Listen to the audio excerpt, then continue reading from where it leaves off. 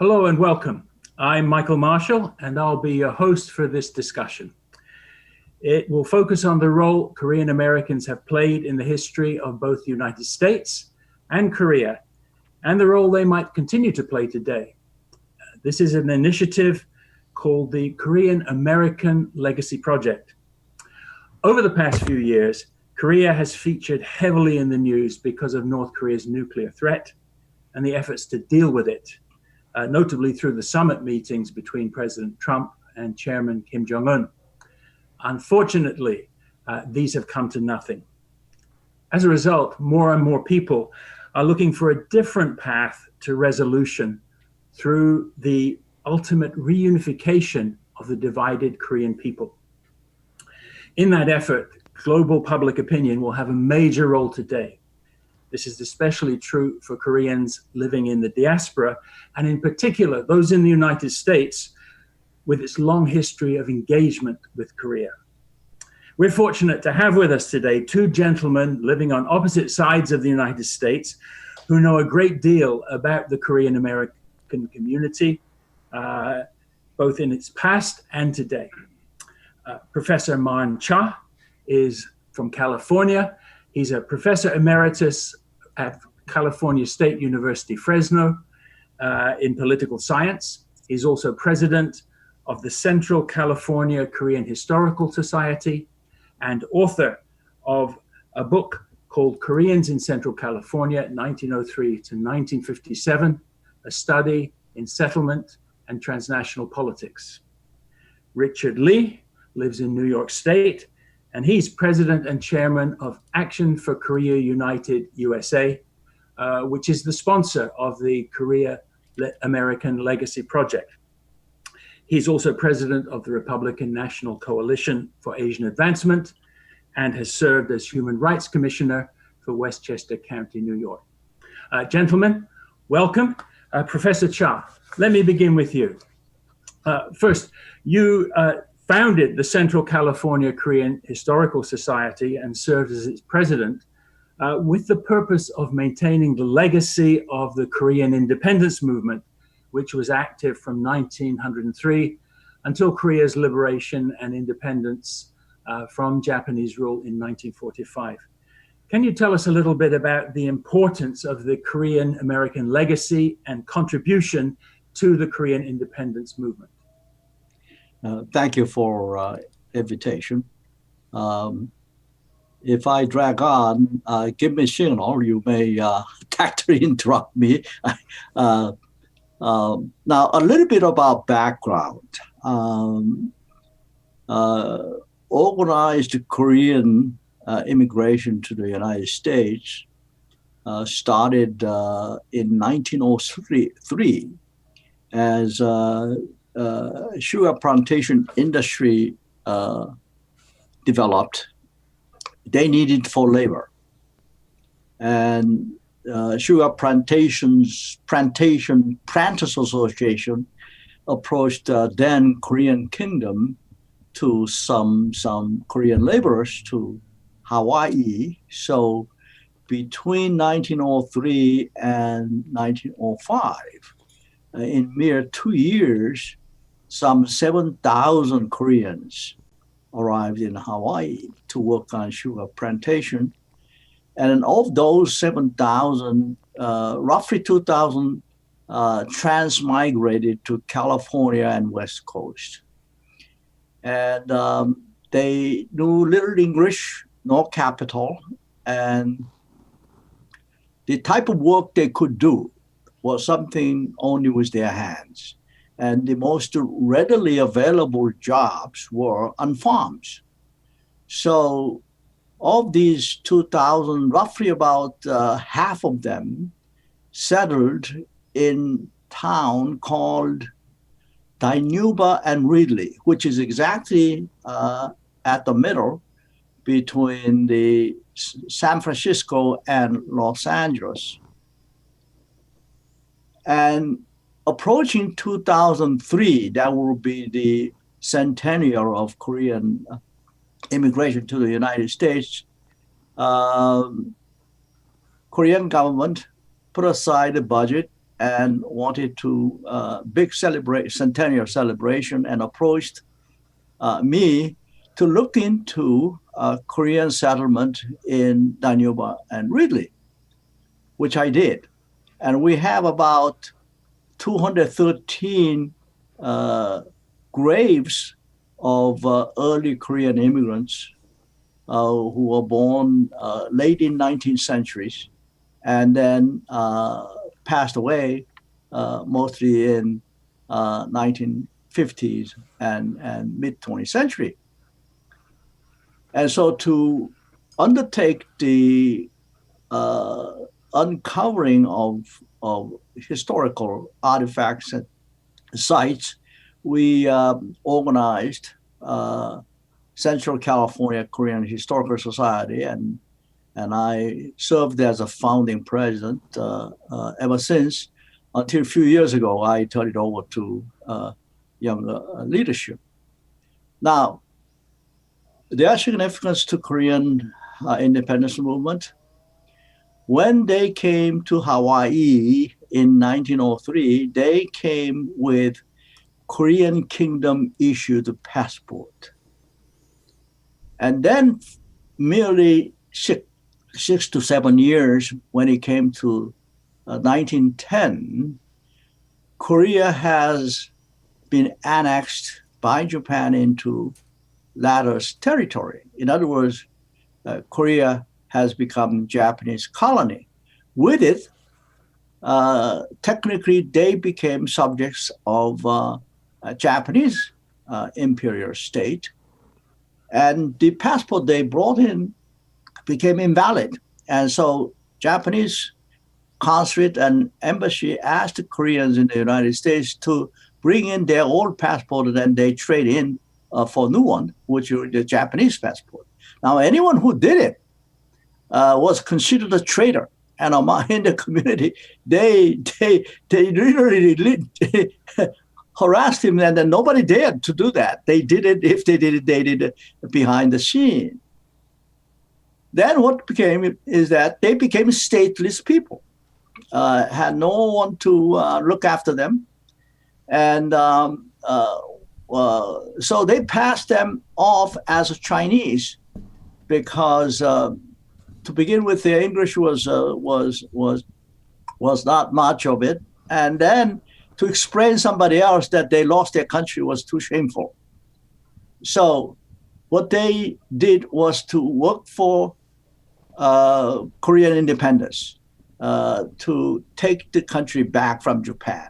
Now that became their passion. In fact, that became the meaning of their life while working as a farmhands in 100-degree San Joaquin Valley during the summer, and 110 and 20 sometimes, the temperature-wise, and earning 10 cents an hour at most, of which they set aside 1/20 to support Korean independence movement.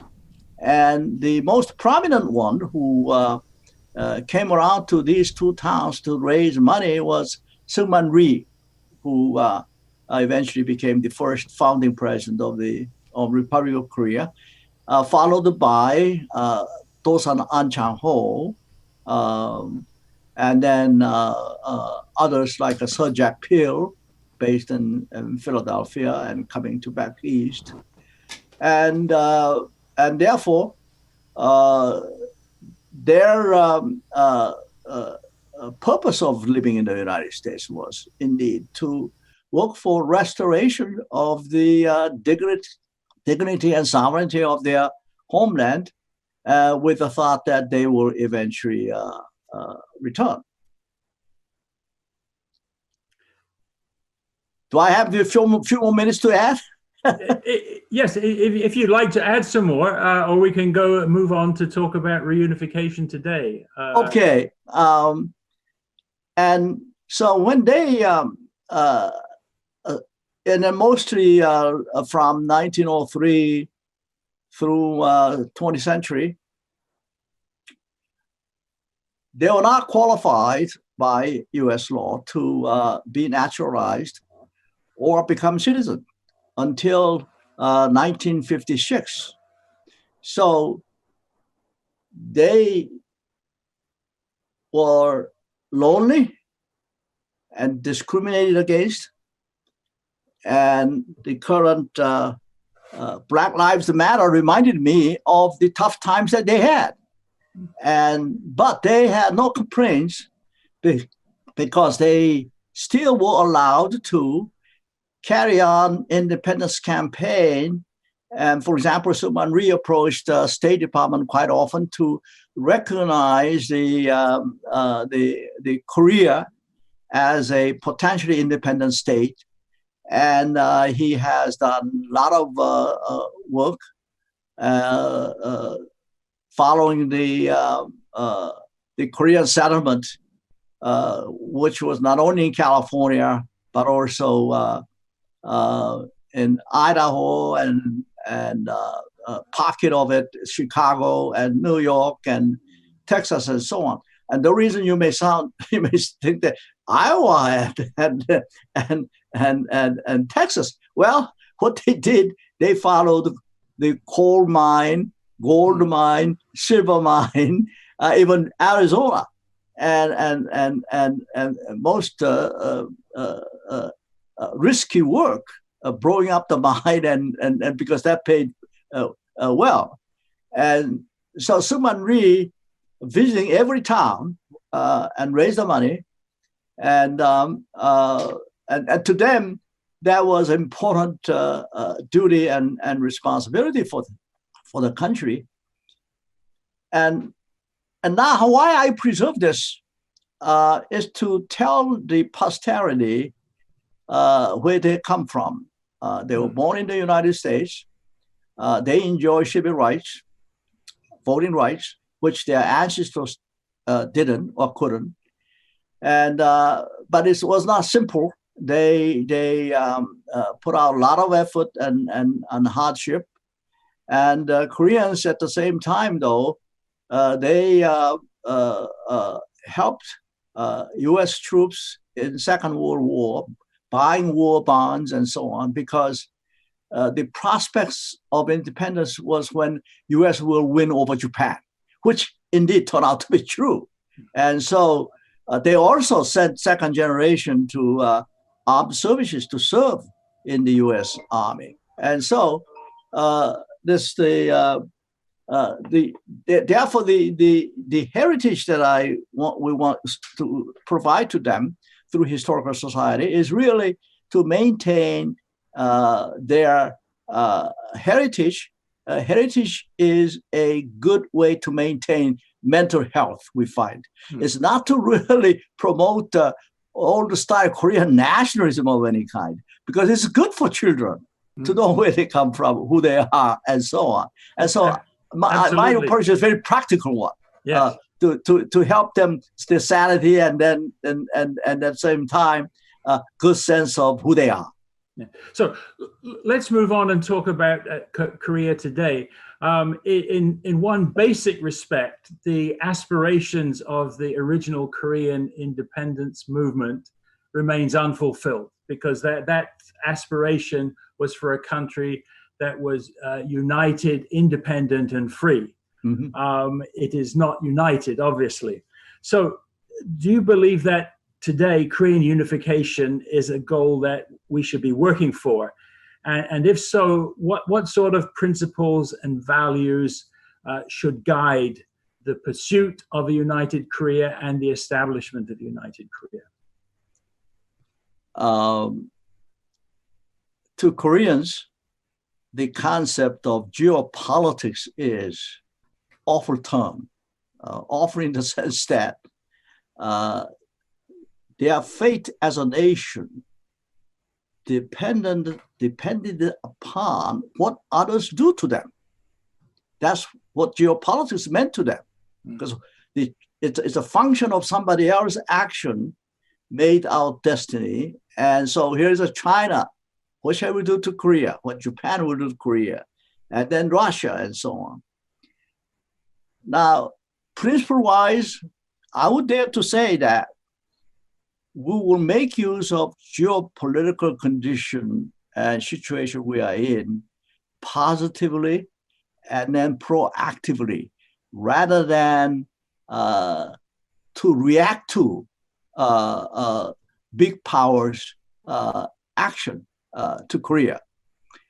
For the first time, Korea now has become an advanced country in all aspects. It is 10th or 12th largest trading nation in the world, depending upon which statistics you look at it. And also their lifestyle infrastructure, if you go to Korea, South Korea, it is in the rank of this advanced country. And with that confidence, they should be ready to take on their own destiny in their own hands rather than depending upon somebody else. So self-determination and autonomy that you ought to claim. And I think that's one important principle. And then persuading neighboring countries why it is good for them too, for Korea to be unified. Now, why unification? One important is humanity. North Koreans, by the way, in 1952, I visited North Korea to give a lecture and stay there a couple of weeks. It's dated already. It's 1992. But even then, starvation started to show up in countryside. For humanitarian reason, 20-some million population are literally in Gulag. It is most guarded police state you can imagine. It is a totalitarian state, not even authoritarian. It's a totalitarianism, complete control over the lives of the people, giving them a chance to breathe and to see what the rest of the world is like, and also feed them. And so that's the dire need for humanity is an important reason I think we should work for liberation and unification.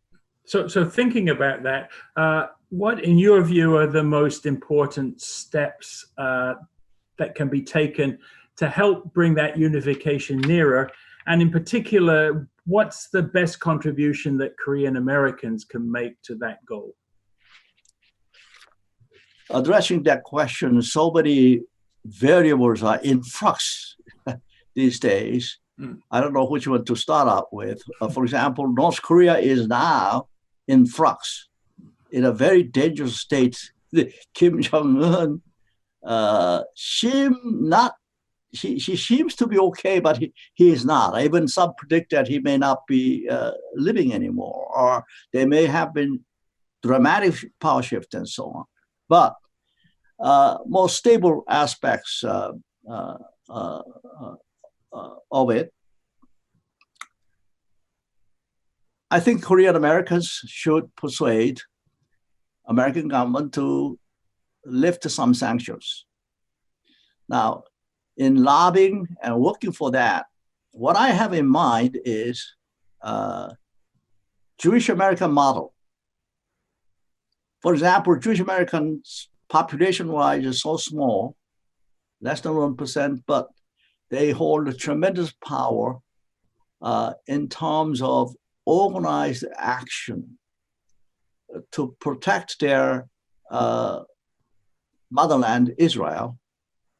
And doing so, they work from inside, persuading the power holders in the United States, and they themselves become a power holders. And therefore, they try to integrate Israeli interest with the U.S. interest. It's not so much rudely persuading someone to work for Korea or to help Korea, which I think is not really working.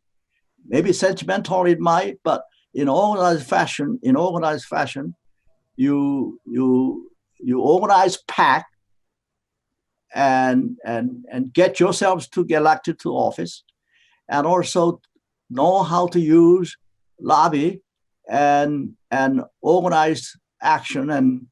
And so first to aim relaxation of sanction, and also lifting travel ban to North Korea, which is now in force, and also liberalize the trafficking of academics, sports, and non-political affairs, and then gradually working up to political steps. So let me ask you about the lifting of sanctions, because critics of that policy would say that all it would serve to do is strengthen the position of an oppressive regime. How do you respond to those critics? Yes, sanctions are squeezing North Korea a great deal, and they are cornered,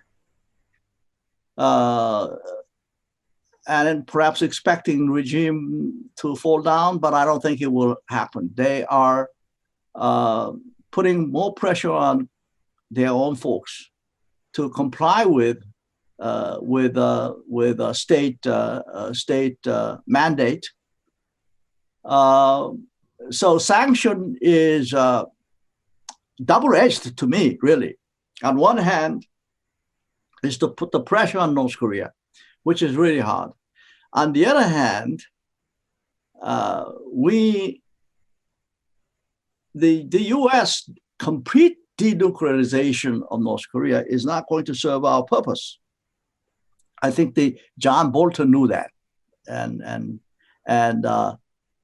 President Trump knew that somewhat, but he wanted to pull off something dramatic if he tries, which is too much simple-minded to me.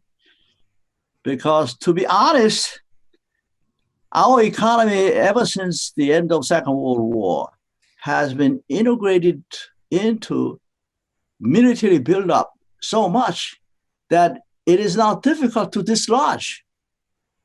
That we often call by military-industrial complex, but that's too much used one term. Still it is there. After the end of Cold War, we thought that there would be some structural change in composition of military-industrial complex. It didn't. In fact, it has become more strengthened and now more solid than ever. And therefore, on one hand, we harp on nuclear threat of North Korea. Supposing for some reason North Korea is completely denuclearized, then we may find another North Korea to bolster the rationale for arms buildup, which is important to the campaign financing, and then particularly Republican Party. So it is interesting to note that we had a Geneva Agreement for 13 years, which the Clinton administration started. We had the North Korea stalled. It put the hold on their nuclear development under Kim Il-sung. When that period, that was during Democratic administration. And then as soon as the Bush came in, he started to stay away from it. Eventually, for some flimsy reason, we told North Koreans, gee, you are not complying with the term. And then we went back to old style, because the Republican Party is much more tightly tied with the military spending, its consequence of campaign financing, etc., more than the Democratic Party. So it is integrated in domestic politics in the United States as well. And so let's address American policy towards Korea. In an ideal world, I mean, if you could have the U.S. government that did what you would like to see done, what role do you think America should play in pursuit of the goal of Korean reunification? Let me become an idealist in that regard. Well, that's what I'm looking for. Yeah. Yeah. I personally believe, by the way, I like to advocate denuclearization, which U.S., England, and other superpowers ought to demonstrate. In other words, they themselves denuclearize first. Set an example. Hey, and so Obama, I think the President Obama wanted to start that a little bit, chip into it, and then now the President Trump's case, forget it. It's an Iran nuclear deal. He ditched, and then and even these days he may restart nuclear testing. Ideally, denuclearization on global scale, Pakistan and India, Israel, France, all give up nuclear power, just completely, and turn that to peaceful means, to electrification and others. So do you have any suggestions for American policy specifically towards Korea with a goal to bringing unification closer? I mean, is it some form of denuclearization, or are there other things?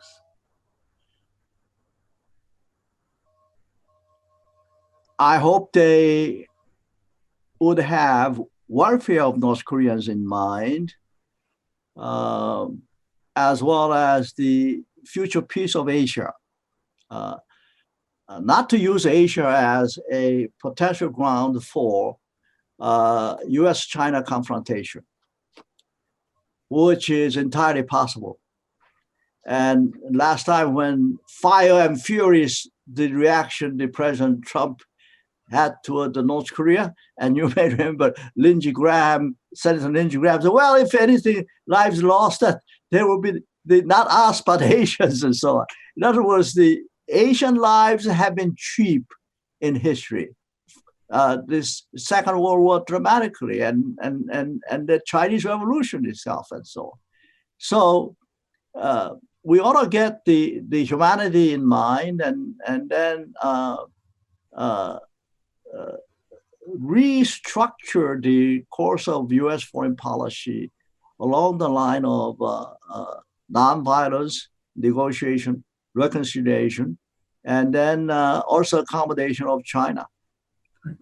So, Professor Cha, thank you very much. That's been extremely instructive.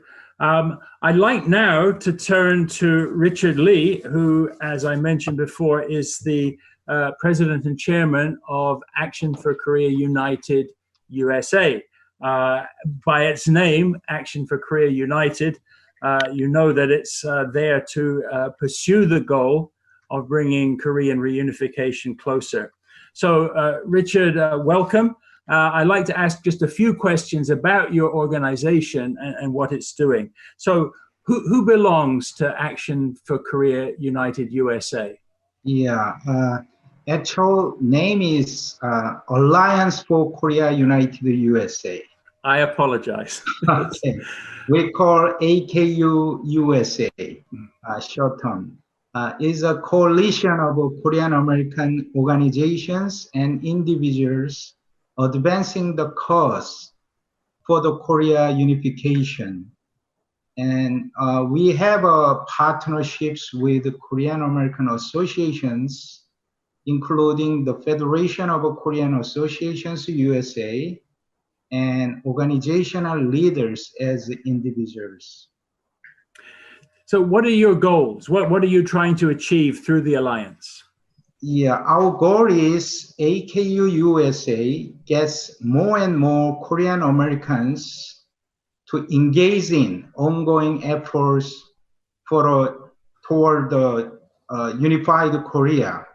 And what we're trying to achieve is to build the consensus and momentum for a united Korea and strengthen the long-standing partnership between the United States and the South Korea, as well as deepen the bonds of friendship connecting Korean and American people. So tell us a little bit about some of the projects and initiatives that you're currently pursuing.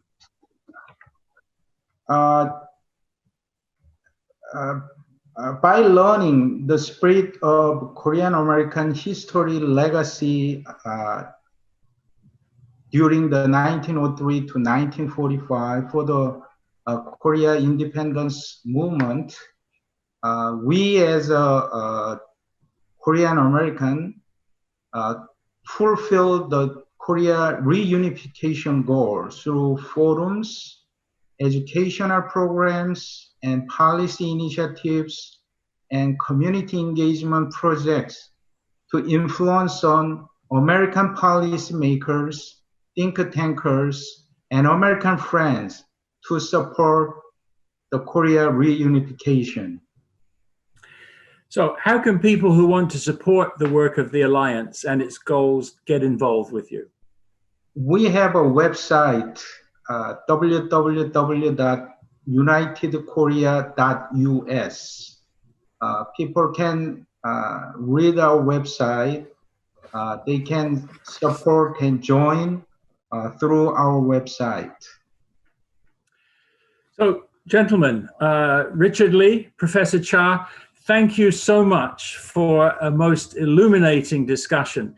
It's been fascinating to learn about the many Koreans in the United States who were and are both patriotic Americans while also holding a deep concern in their hearts for the land of their ancestors. I'm sure Korean Americans with their friends and supporters will have as large a role to play in shaping Korea's future as they did in its past. So if you're watching and you want to help or just learn more, do check out the AKU USA website, and thank you for watching.